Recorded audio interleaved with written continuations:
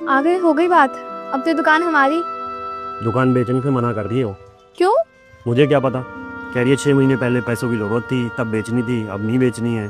तो अब ये जो हमने लोन लिया है वो? वही तो समझ नहीं आ रहा मुझे भी। किराया देने के पैसे नहीं होते थे हमारे पास, अब लोन की किस्त और सर पे चढ़ रही। 1 साल से पहले बैंक के पैसे भी वापस नहीं कर सकते, उन्होंने कुछ लॉक इन पीरियड लगा रखा है। किस्त तो देनी पड़ेगी हर महीने। सब तुम्हारी वजह से ही हुआ है ये। मुझे थोड़ी पता था कि वो दुकान बेचने से मना कर देगी। मैं तुम्हारा भला ही सोच रही थी। मैं तो बोल ही रहा था कि किराए पे ही रह लेते, लेकिन तुम्हें था नहीं, अपनी दुकान होगी अपनी दुकान होगी। अब तुम ज़्यादा मुंह मत लटकाओ, करेंगे कुछ ना कुछ तो। लो इसको 4 पे लगाओ जाओ। मकान मालकिन से तूने बात करी नहीं, लोन पहले ले लिया, तू खुद अजीब आदमी है। अबे वो बेचना तो बहुत टाइम से चाह ही रही थी, तो मैंने कहा अगर इस बारी पैसे मांगेगी तो पैसे फटाफट उसके मुंह पे मारूंगा और दुकान ले लूंगा। तो दुकान दूसरी ले लेना, जरूरी थोड़ी है कि वही लेगा। अब यहाँ काम जमा हुआ है, नई जगह दोबारा काम जमाना पड़ेगा, पता नहीं चले ना चले फिर। भाई एक आइडिया है मेरे पास, मुझे मिल रहा है एक बहुत सस्ता सौदा।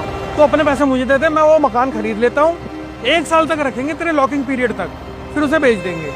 जो प्रॉफिट होगा वो मैं रख लूंगा 1.5-2 लाख का, तेरे पैसे तुझे दे दूंगा लोन के।